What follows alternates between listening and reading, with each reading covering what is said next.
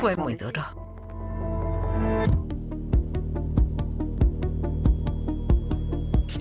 En Colombia siguen sin noticias de la llamada Pasionaria, la senadora Ingrid Betancourt, secuestrada el pasado sábado por las FARC, la principal guerrilla del país. No sabíamos si seguía con vida, no sabíamos en qué estado se encontraba.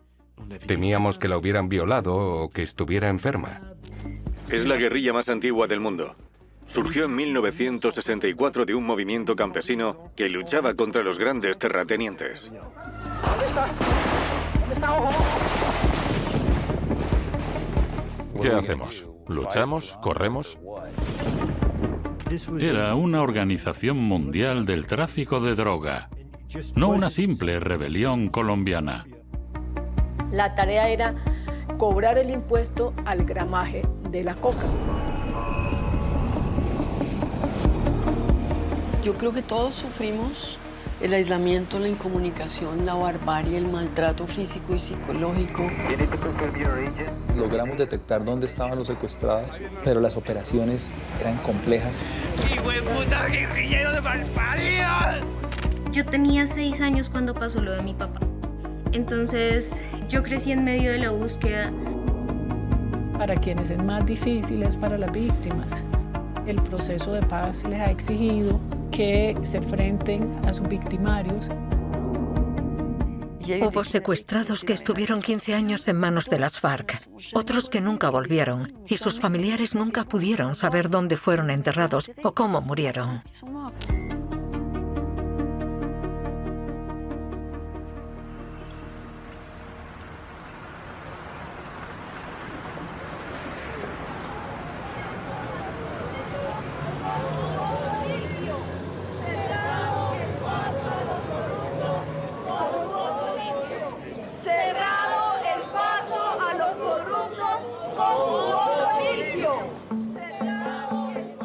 Hace 20 años, en 2002, yo era una mujer política.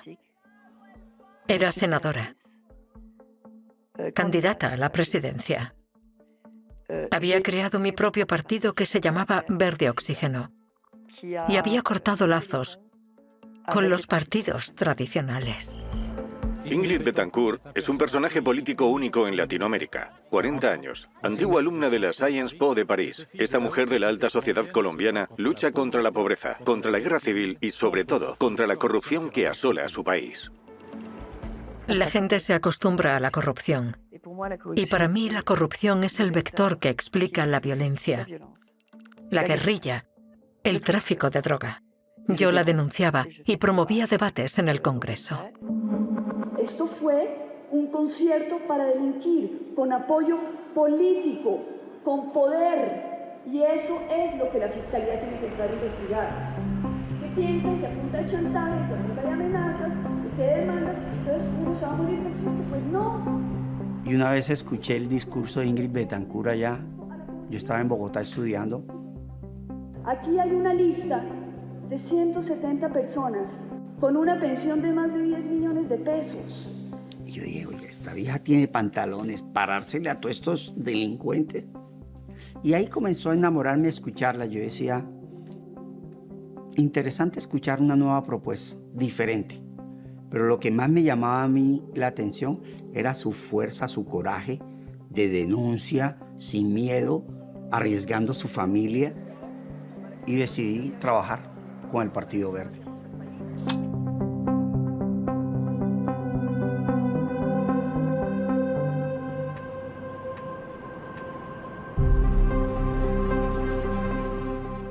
Aquel 23 de febrero de 2002, cogí un avión en Bogotá muy temprano. Aterricé en Florencia y tomé la carretera de Florencia a San Vicente del Caguán. Era el lugar donde el gobierno había tenido las negociaciones de paz con las FARC.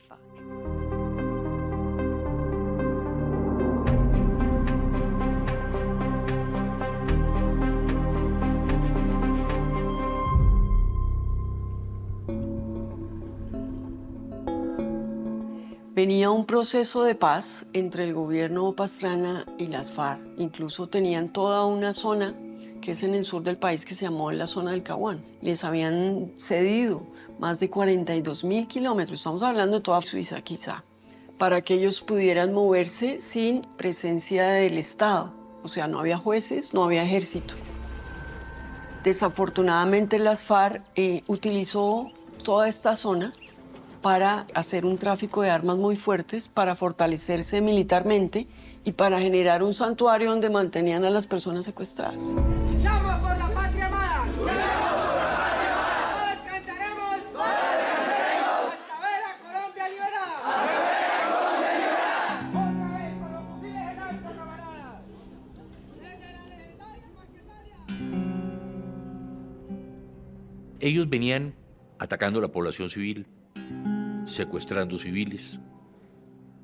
Como ya tenía yo la información real, la información oficial de que se estaban cometiendo ilícitos en la zona de extensión, adicionalmente tomamos por esos motivos la decisión de decirle a la FARC, ustedes incumplieron y se rompe el proceso de paz.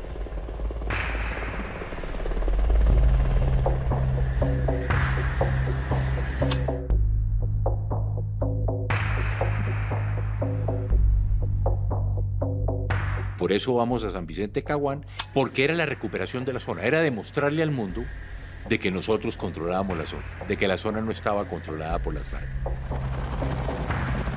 Cuando yo me voy, Ingrid toma la decisión de irse. Y con Clara están empeñadas en ir. ¿Qué motivo de su visita a Florencia? Pues obviamente estar en las buenas y en las malas con la gente de San Vicente. Este es un momento duro donde no los podemos dejar solos, donde tenemos que mirar que esto no se convierta en una guerra sucia. Todos estábamos preocupados, todos estábamos angustiados por lo que estaba pasando. No íbamos para cualquier zona, íbamos para una zona donde el gobierno estaba decidido a bombardear para deshacerse de una guerrilla. Yo sabía que estábamos incurriendo en un riesgo.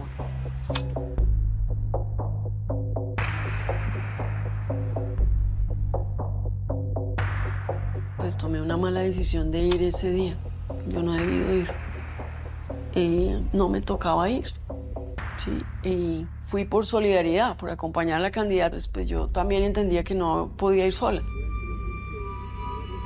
Le mando decir con el general a Ingrid, por favor Ingrid, no vaya a ir, no hay seguridad, está la guerrilla enfrente, hay peligro, hay combates, no vaya. Ella dijo, no me importa, y le dice a sus guardaespaldas, yo voy de todas formas.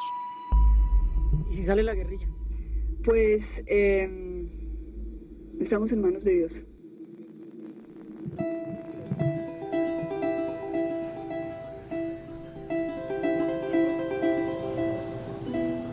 Y cuando íbamos a salir, mis escoltas me dijeron, acabamos de recibir la orden de no acompañarla. Así que yo dije, en ese caso abortamos misión y volvemos a Bogotá. Y ellos me dijeron, no, la orden es solo para nosotros. Usted es una candidata presidencial, puede coger la carretera.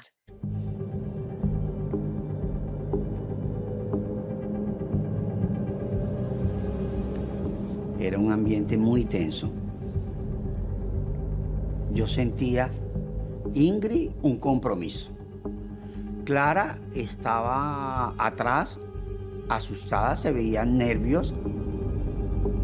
Es como que uno piensa que hay un riesgo, pero piensa superarlo, de que podíamos retornar esa noche o al día siguiente como era lo previsto, ¿no?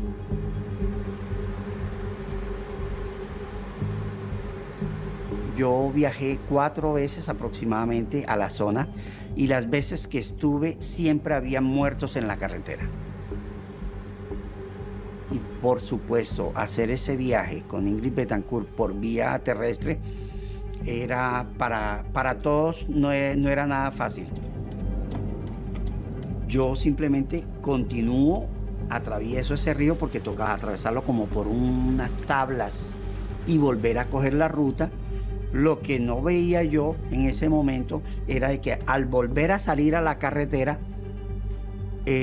ahí estaban 2 personas. Veo las botas de goma y sé que es la señal de que son guerrilleros y que son de las FARC. uno flaquito, alto, medio con bigote. Me dice, pare y apague el vehículo. Ya ahí sentí yo que esto se había descontrolado. Y en esas, uno de los guerrilleros que estaba ahí viene hacia nosotros. Yo veo cuando hay una explosión. Yo vi una explosión y yo lo vi saltar. Uno de los hombres pisó una mina y saltó por los aires. Fue muy violento. La sangre, una pierna destrozada, el grito de ese guerrillero que se da cuenta de que acaba de perder la pierna, que vuela por los aires y cae unos metros más allá. Fue todo muy violento. Y Ingrid me dijo, quédate conmigo. Y yo trato de acercarme a ella y el guerrillero me dice, no. Mujeres allá, hombres acá. Con el fusil me separó así. No fue así, sino así. Con el fusil me separó. Ahí me di cuenta de que no me dejarían ir, que me habían secuestrado. Y la montan en una camioneta roja y Clara se monta en una camioneta azul que llevaba ya, esa sí tenía como 12 guerrilleros como mínimo habían ahí. Pero esas dos camionetas salen voladas. Lo único que ves es polvo en la carretera. Esa fue nuestra separación con Ingrid.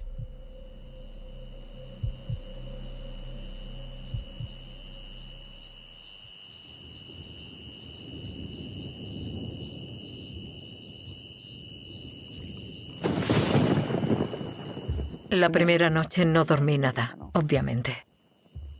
Esperando, angustiada. Y a las 4 de la mañana oí la radio. La encendió uno de los guerrilleros que estaba a mi lado. Era el boletín de noticias. Y pude oír cómo dieron la noticia de mi secuestro. Las FARC tienen secuestrada a la candidata presidencial Ingrid Betancourt. El Frente 13 del grupo guerrillero la tomó como rehén junto con su jefe de debate, un periodista francés y dos funcionarios. Y fue horrible. A partir de ahí empezó mi descenso a los infiernos.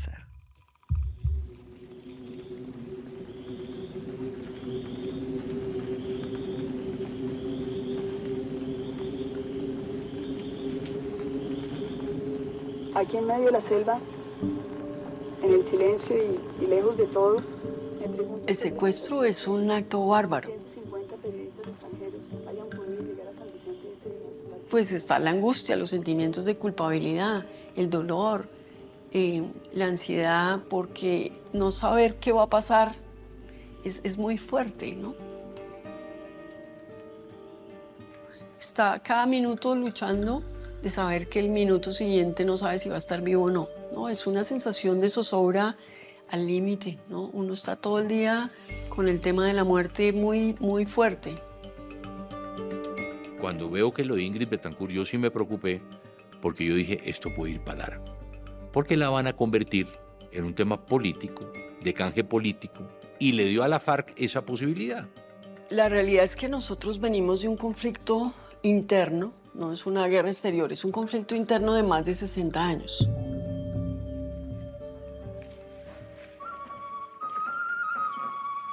Un grupo insurgente decidió alzarse en armas en contra del orden establecido constitucional que había. Democracia imperfecta, con todos los problemas que tienen los gobiernos en todo el mundo, pero un grupo, en este caso la FARC, decidió rebelarse. En esta justa lucha en que nosotros estamos empeñados por el derrocamiento del régimen y por la instauración en Colombia de un gobierno popular de liberación nacional. Es una orientación justa, es una orientación enderezada a acabar en nuestro país con la explotación, con la miseria, con el hambre, con el terror y con la guerra. Vamos, aquí alcanzamos. Libre, libre, libre, libre, libre, libre, libre. pues uno ingresa es hasta patria o muerte. O sea, venimos dispuestos a entregar la vida por transformar el país. Entonces, en ese contexto es que entramos a la guerrilla de las FARC. También aparece alias Pastor Árape, suplente en el Estado Mayor, del que no se tenían mayores evidencias audiovisuales.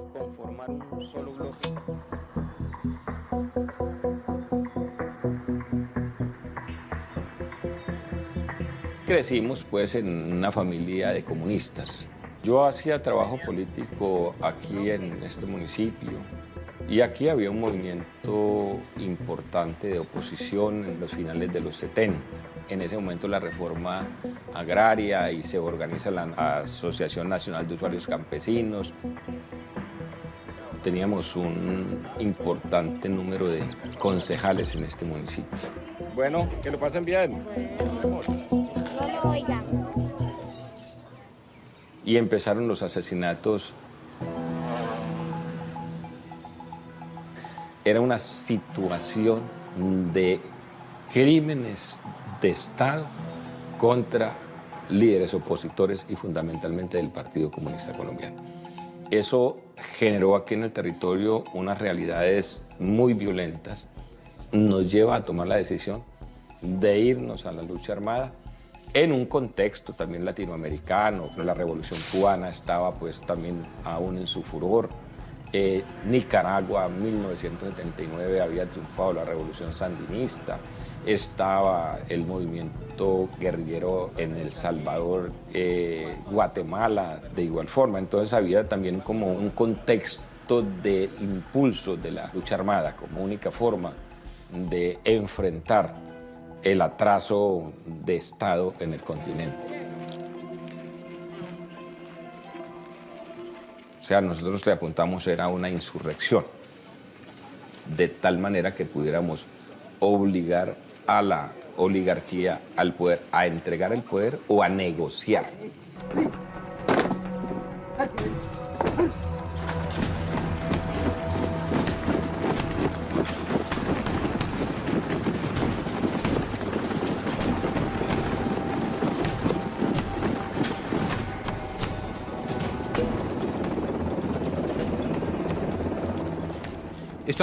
Estaban muy fuertes en ese momento.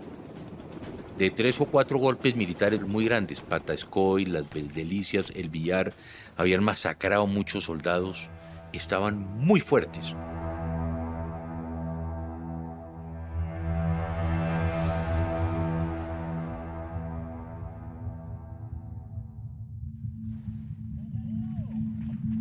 El 1 de noviembre de 1998, yo estoy durmiendo porque pues, había terminado mi servicio, estaba en mi momento de descanso.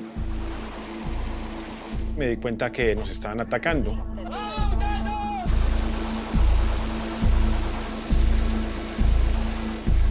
Escuchaba los disparos, estallidos de bombas, de granadas, de cilindros bombas. Intentamos defender el comando, pero resulta que los cilindros bomba tienen un poder devastador. Va cayendo todas las instalaciones. También pues van cayendo, van perdiendo la vida compañeros de la policía. Y así se va avanzando el combate hasta que llega un momento que la guerrilla ya pues, nos tiene un poco copados y empiezan a rociar de gasolina al comando y amenazarnos que nos iban a quemar vivos si no salíamos. Y ellos pues eran mayores en número y en armamento. Y somos secuestrados.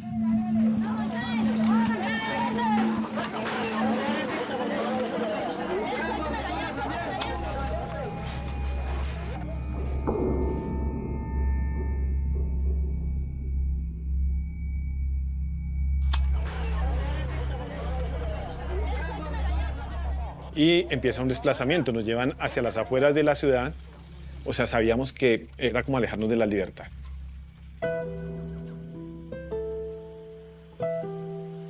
Nos estaban internando más en la selva para podernos esconder. Nos estaban escondiendo más, metiéndonos más en el fondo de la selva. Entonces eso pues también nos debilitaba moralmente porque sabíamos que pues, nuestro cautiverio se iba a extender durante mucho más tiempo. Recuerdo muy bien el primer aniversario de mi secuestro. Recuerdo que ese 23 de febrero de 2003, mi cabeza hizo un clic y todo cambió. Ahí me dije, Ingrid, tienes que aprender a vivir aquí porque esto va para largo. Tienes que sobrevivir y prepararte para algo que va a ser terrible.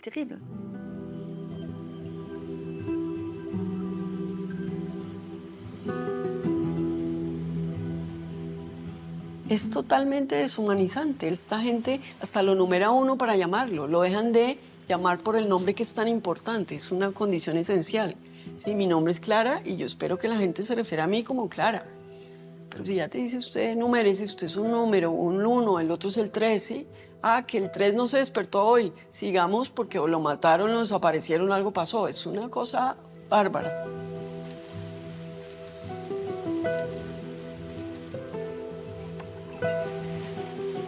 Esos momentos difíciles en que hemos tenido que estar desplazándonos de un lugar a otro. Han sido como alrededor de unos 25 o 26 lugares en que hemos estado y por supuesto todo lo que ello implica, el desplazamiento y en fin. En esos momentos hay gran tensión, gran incertidumbre, gran preocupación.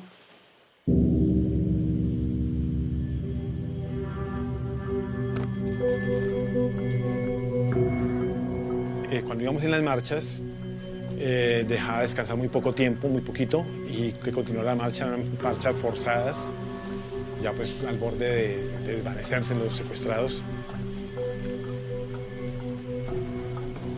Iba un secuestrado y un guerrillero atrás, apuntándole con siempre.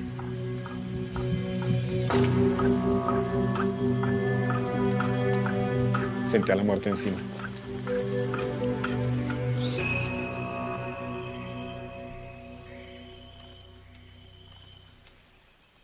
La selva amazónica es un lugar donde llueve siempre. Es un ecosistema de insectos, todos muy extraños. De hecho, descubrí 10.000 picaduras diferentes de insectos.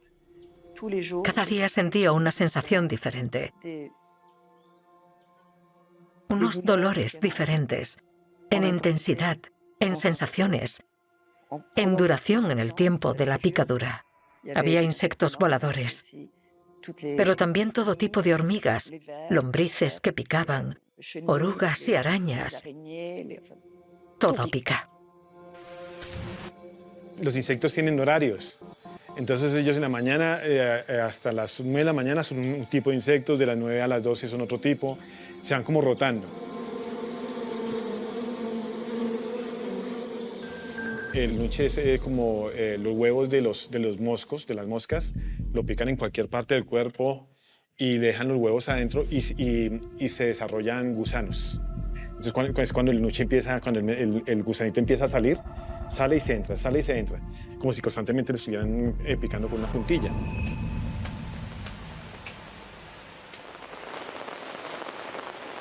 Normalmente a las 4:30 detenían la marcha y el campamento se montaba en media hora.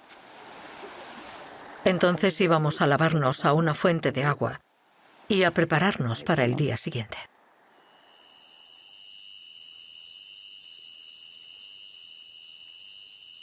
La noche es negra, renegra, como eso que es tan fuerte, y luego entra el silencio total, ¿no? Como que ya está todo, que nada se mueve.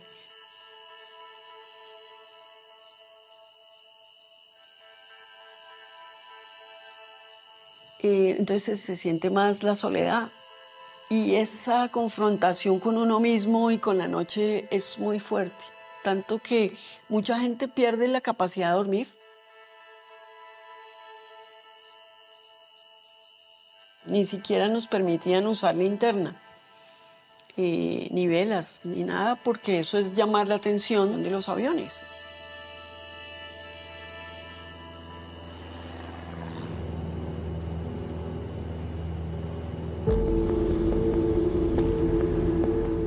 Era una mañana preciosa. El cielo estaba despejado. Solo había alguna que otra nube. Yo estaba sentado en mi puesto, activando nuestros sensores, practicando con ellos. Trabajaba para una empresa llamada Northrop Grumman. Teníamos la base en Bogotá, Colombia. Y nuestra misión consistía en recopilar información sobre los narcóticos. Así que nuestros objetivos de vigilancia estaban relacionados con la producción o el transporte de cocaína. Y la mayor parte de la producción mundial de cocaína estaba controlada por un grupo terrorista llamado FARC. De repente oí un ruido que sonó como... Y el piloto dijo, «Eso es un fallo de motor, caballeros». El corazón me dio un vuelco, porque aquel avión solo tenía un motor. Y me puse a rezar, porque estaba seguro de que íbamos a morir.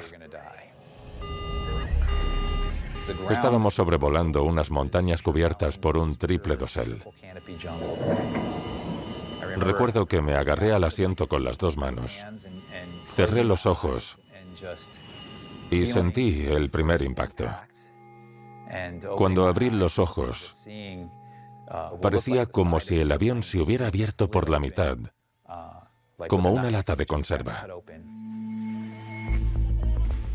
En cuanto conseguí salir del avión, empecé a oír disparos que venían hacia nosotros. Vi acercarse a un grupo de hombres y mujeres, muy jóvenes, prácticamente adolescentes, y con una actitud muy agresiva. Venían hacia nosotros, habían desenfundado los fusiles y nos apuntaban con ellos mientras gritaban. Nos dijeron, si os metéis en nuestra guerra, estáis jodidos. Y eso fue todo. Nos apresaron.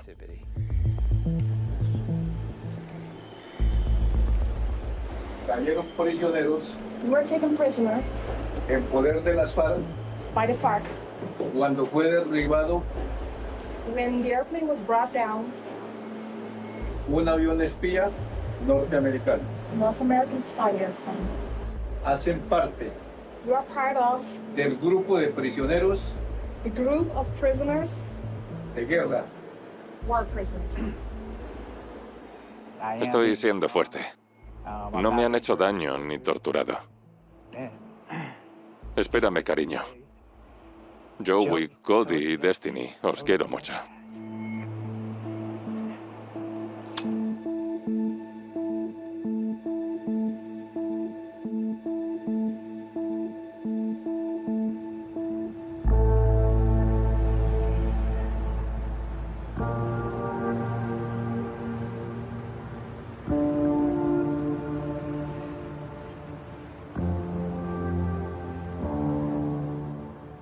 El avión en el que iba Mark era un avión de vigilancia y reconocimiento.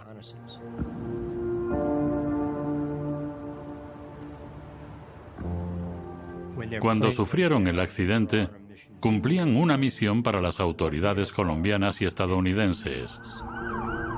En los años 70 y 80, Estados Unidos se enfrentaba a la plaga de la cocaína y a la violencia que la acompañaba. La droga asolaba los barrios pobres de las ciudades. Era la mayor amenaza criminal en Estados Unidos.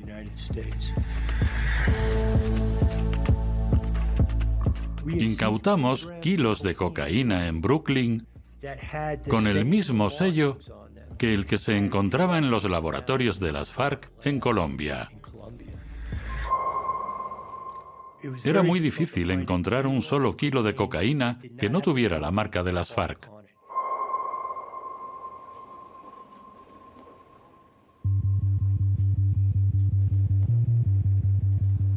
Yo en el año 2000 voy a la Casa Blanca a hablar con el presidente Clinton, que me invita, y yo le digo al presidente Clinton que le voy a proponer que creemos un plan Marshall para Colombia para combatir el narcotráfico y que lo vamos a llamar el Plan Colombia. ¿Y cuál era la base del Plan Colombia? Yo le digo al presidente Clinton, yo soy el mayor productor de cocaína del mundo, pero usted es el mayor consumidor. Yo soy pobre y usted rico. Entonces, usted va a aportar dineros, yo voy a aportar dineros y vamos a erradicar la droga de Colombia.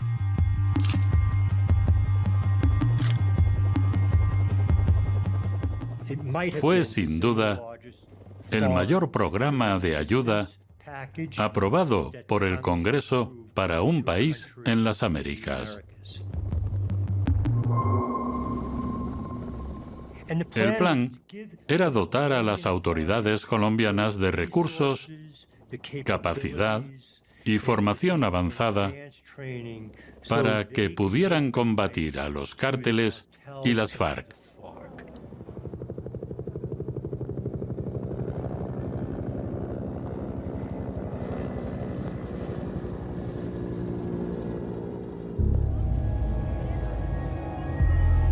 El Plan Colombia pues establece como un apoyo financiero de los Estados Unidos para Colombia enfrentar lo que llamaron ellos la amenaza del narcotráfico.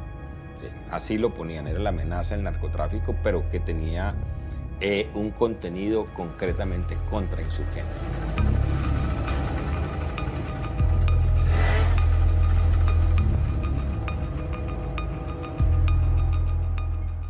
Nosotros queríamos despojar a las FARC de su aspecto político, de su legitimidad ideológica. Era esencial que la DEA y el Departamento de Justicia de Estados Unidos demostraran que ya no se trataba de una cuestión ideológica. Eran varones de la droga, eso era lo que hacían. Ya no estaban ahí para hacer una Colombia mejor. A principios de los 2000, decidimos llevar a varios miembros de las FARC a los tribunales. Nuestros investigadores empezaron a recopilar pruebas. Y ofrecimos $1 millón por cada captura. Fue el inicio.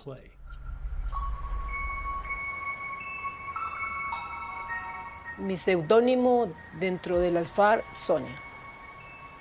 La tarea era cobrar el impuesto al gramaje de la coca.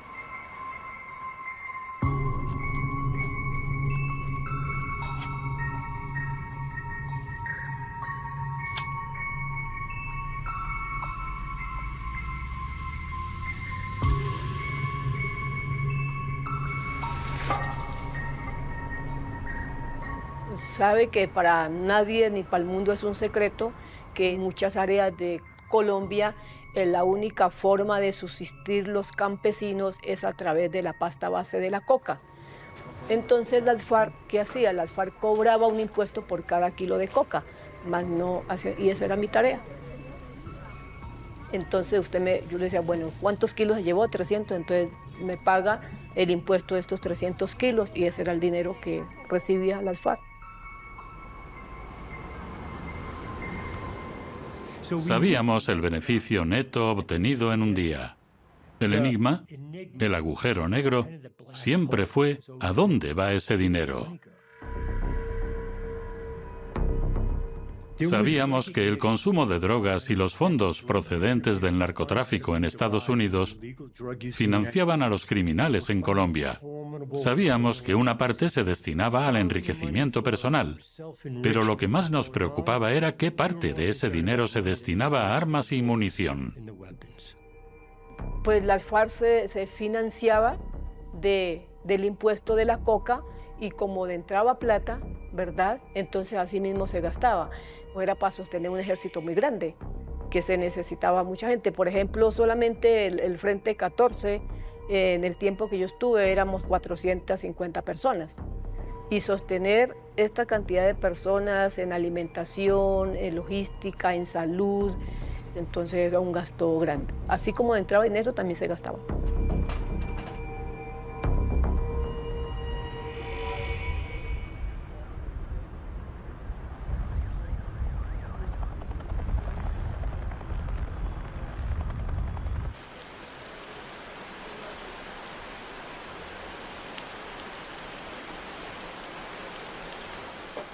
Al cabo de un año, las FARC nos sacaron del aislamiento y nos llevaron a un gran campamento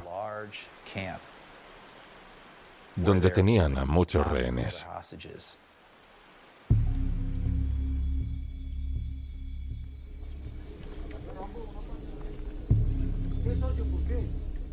Nunca había visto nada igual, solo en la tele. Parecía un campo de concentración nazi. Había alambre de espino, torres de vigilancia, guardias con metralletas y gente detrás de las vallas.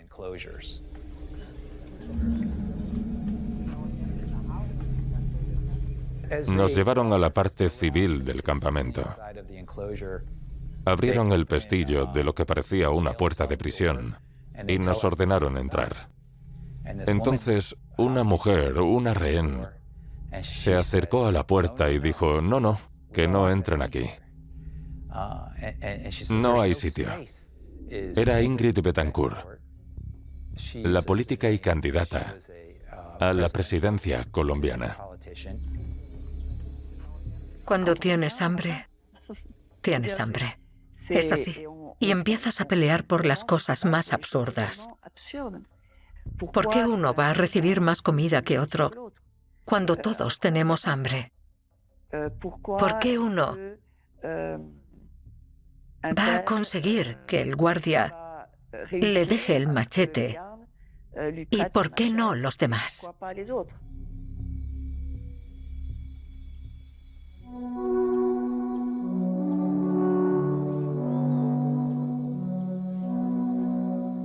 Se crea el conflicto porque el otro colocó la ropa donde caía el único rayo de sol, entonces el otro no pudo colocarla, porque se ubicó en el árbol que estaba más adecuado para colocar una carpa. Por cualquier cosa se genera conflicto. Entonces eso pues se vuelve un infierno, porque uno esperaría pues que hubiese como más hermandad, más solidaridad entre los mismos secuestrados, y a veces hay conflictos.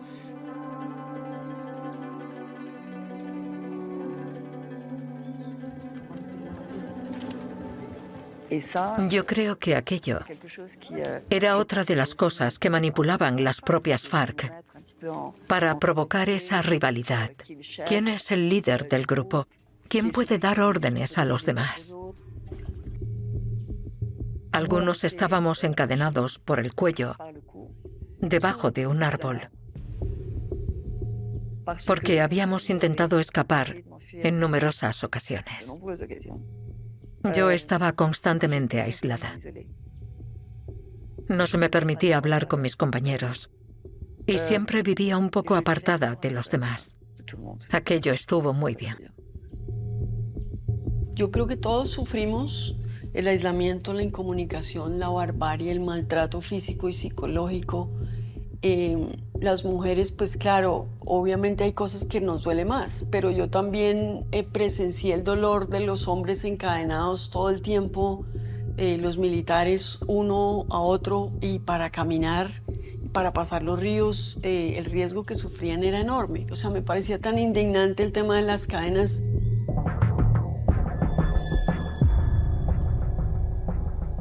Pues se siente uno humillado, sentirse como un animal, como una fiera encadenada. Ya nos hicieron perder la libertad, o sea, no se justificaba mantenernos de esa manera. Entonces era como una humillación que se sumaba a esta situación.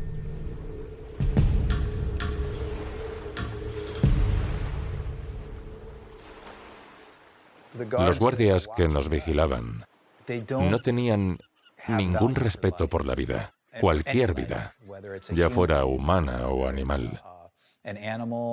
Nuestros carceleros eran niños, la mayoría menores de edad. Eran niños soldados que hacían el trabajo sucio para las FARC. 21, 22, 23, 24, 25, 26, 27.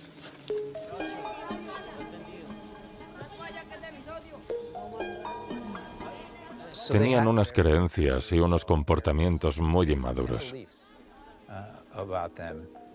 Un día, por ejemplo, después de ver una película sobre ninjas, nos preguntaron si los ninjas existían de verdad y cómo lo hacían para crear humo y desaparecer. Estaban seguros de que era verdad. Por eso eran presas fáciles para las FARC.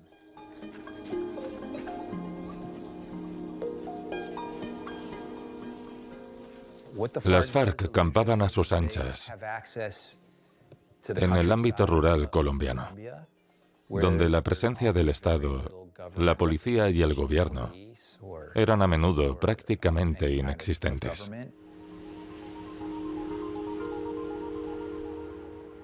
Podían ir perfectamente a los pueblos y reclutar a menores para que se unieran a la guerrilla.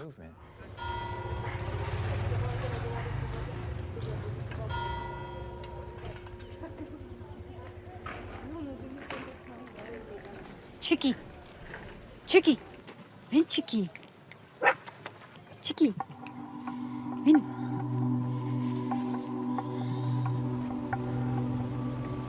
Yo estaba muy pequeña. Ya cuando yo fui a cumplir como los 10 años, faltaban como unos 3 meses, llegaron unos 5 o 6 guerrilleros más o menos.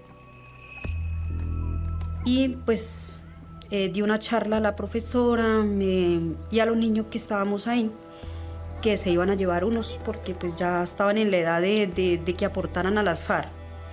Y que también era una cuota que cada padre tenía que dar por cada hijo o ciertos hijos que tuvieran. Pues entre esas salí yo y salieron como 10 niños más. Nos llevaron un camionetado en una turbo. Pues yo no lo entendía tampoco, pensé que era un paseo, yo iba contenta, iba con mis cuadernos, iba con mis cosas y nos llevaron a lo más profundo de la selva.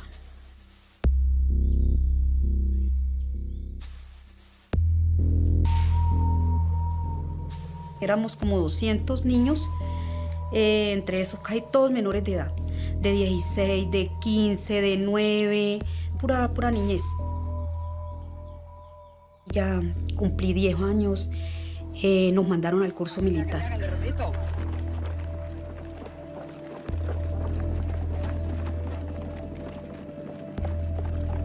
No importa que cabrón acá, ustedes sigan allá cubriendo. Y nosotros entramos aquí a la chiquilla. Entramos allá con la... Eso fue terrible, esos entrenamientos son muy duros, pero bueno, lo pasé y me mandaron para donde un comandante que le decían el Paisa.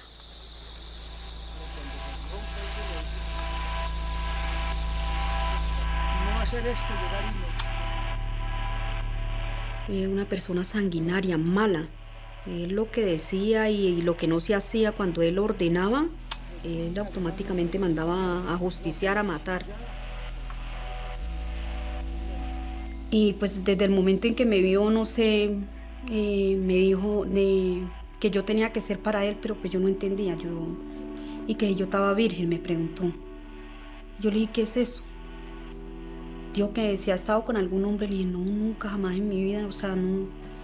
O sea, me impactó tanto. Le dije, no, señor, le dije yo así. Dijo, y aquí no se habla de señor, se habla de camarada. Me dice camarada. Yo le dije, sí.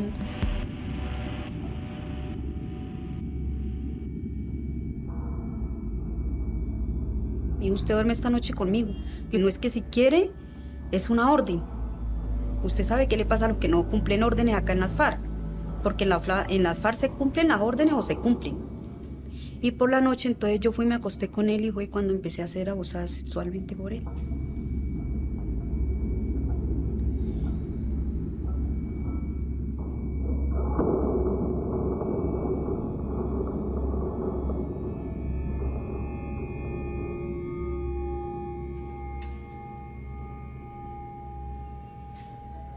Y pues fueron pasando los días, los meses. Yo cumplí 12 años y yo abusada por ese señor y él tenía como 2 mujeres más allá. Entonces quedé embarazada cuando cumplí 13 años. Quedé embarazada y me dijeron que me iban a hacer un aborto. No, usted a la FARC no vino a parir hijo. Usted fue aquí a luchar por un pueblo. Y pues para mí fue muy duro y difícil, harto difícil, porque pues no sabía ay, no, fue muy duro, sí. Yo siempre oraba y le pedía a Dios que me ayudara porque... O sea, eran momentos difíciles por los cuales estaba pasando.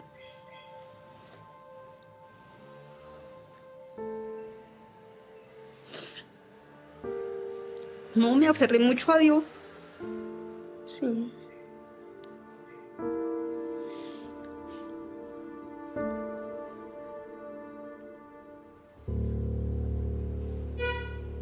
Yo cumplí 20 años y entonces dije que yo me quería volar. Yo salí con tanta rabia y odio, entonces yo empecé a denunciarlos. Todo lo que yo vivía allá y lo que miré, las bestialidades que miré hacer allá. Entonces todo eso hizo que ellos, mejor dicho, les diera tanta rabia conmigo que empezaron a amenazarme de muerte y a buscarme para matarme.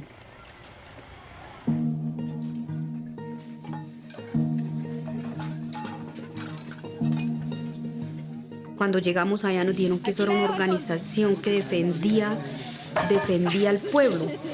O sea, empezando desde ahí uno empezó a decir, ¿pero qué pueblo? Allá, eso, niña que llegaba de 10, 11 años, 12 años, eso era carne fresca para los comandantes. El caso mío no fue el único. Fueron muchísimas por las que vi pasar por esos momentos que tuve que pasar yo también.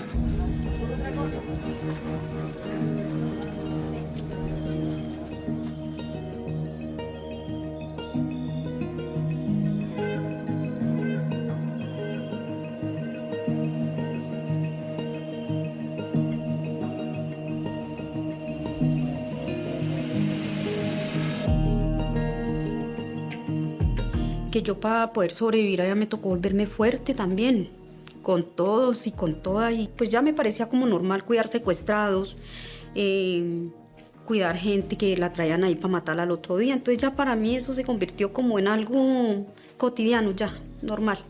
Lo que me pusieran a hacer yo lo hacía con tal de sobrevivir.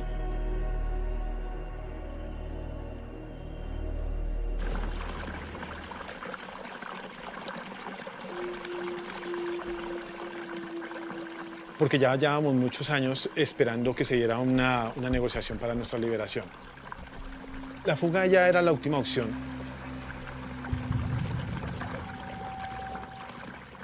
Mi plan de vida era escapar.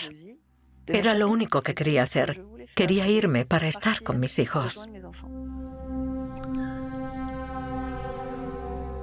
Entre los rehenes, todos teníamos puntos fuertes y débiles. Pero había un chico que tenía más dificultades físicas cuando caminábamos y que no sabía nadar. Se llamaba John Frank Pinchao. Era la persona con menos probabilidades de intentar escapar y aún menos de conseguirlo.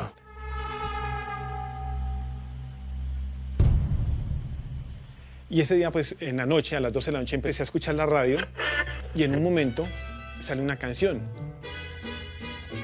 Por un beso la vida, en tus brazos la muerte. Y cuando escuché esas dos palabras, la vida y la muerte, sentí que era un mensaje. Y alisté todo, me coloqué mi morral y empecé a salir. Cuando ya logré llegar al río, sabía que en el río también apostaban guerrilleros para que no llegara ninguna operación por el río. Entonces tenía que burlarlos a ellos, pero como era la hora del cambio de guardia, pues tuve la suerte de que no prestaron mucha atención.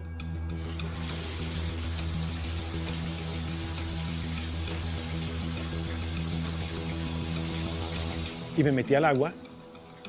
Ingrid me había dicho que no me dejara llevar al centro del río, porque incluso ella que sabía nadar, pues le era muy difícil para ella, pues sin querer lo terminé en el centro del río. Y después yo pues intentaba salir hacia un lado y no lograba, hacia el otro y no lo lograba. Entonces me llegó un momento de desesperación y fue tanta la desesperación que por un segundo deseé que la guerrilla fuera a rescatarme. Pero recobré la calma y como que dije, no, sigamos adelante. Yo ya logré como dominarme. Entonces empecé a chapalear hacia allá, a nadar y efectivamente ahí el agua estaba tranquila y logré salir.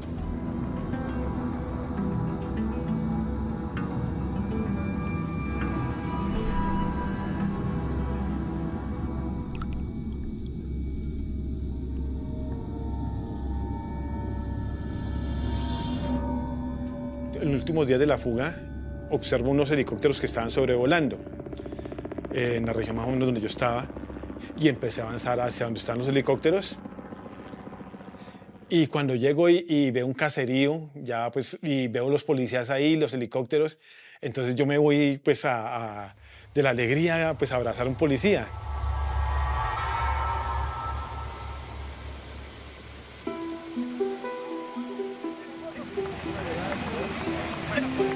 Gracias, compañeros. Jungla. Gloria por siempre. La foto. Es una mezcla de sentimientos, porque sentía pues la alegría de ya recobrar la libertad y como que también se le venía como todo ese dolor acumulado que uno tenía durante todos esos años. Y pues lloré mucho. Creo que me desahogué en ese momento. Espero que regresen pronto por uno u otro medio. Entonces un oficial me dice que si quiero hablar con mi mamá y me pasó un teléfono satelital. Me dice que si quería hablar con mi mamá. Yo le dije, no, yo lo que quiero es ir a rescatar a mis compañeros. Me dijo, no, usted ya hizo lo suyo, de eso nos encargamos nosotros.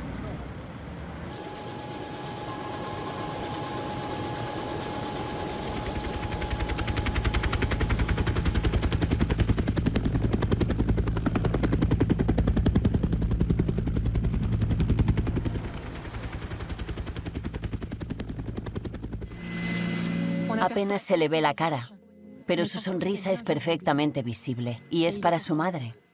6 años, 4 meses y 18 días sin verse.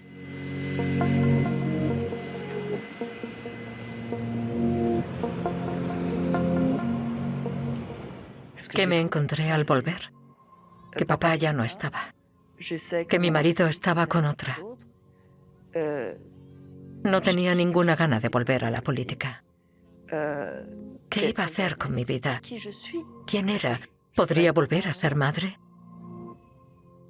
Cuando me capturaron, Melanie tenía 16 años y Lorenzo 13, y ahora tendría a una mujer de 23 años y a un hombre de 19.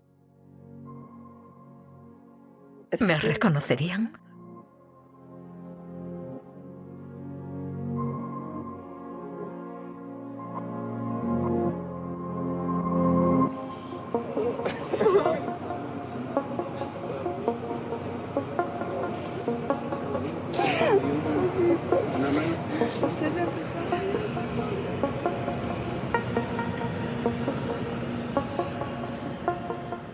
Ha sido muy intenso verlos, tocarlos, abrazarlos.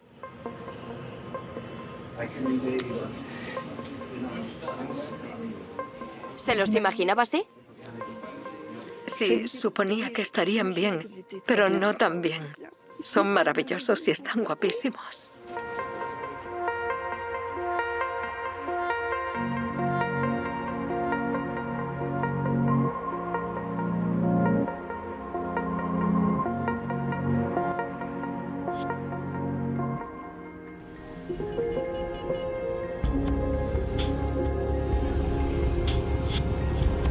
Me robaron 8 años y medio de mi vida, donde estuve encadenado, privado de la libertad, lejos de todo lo que tenía que vivir.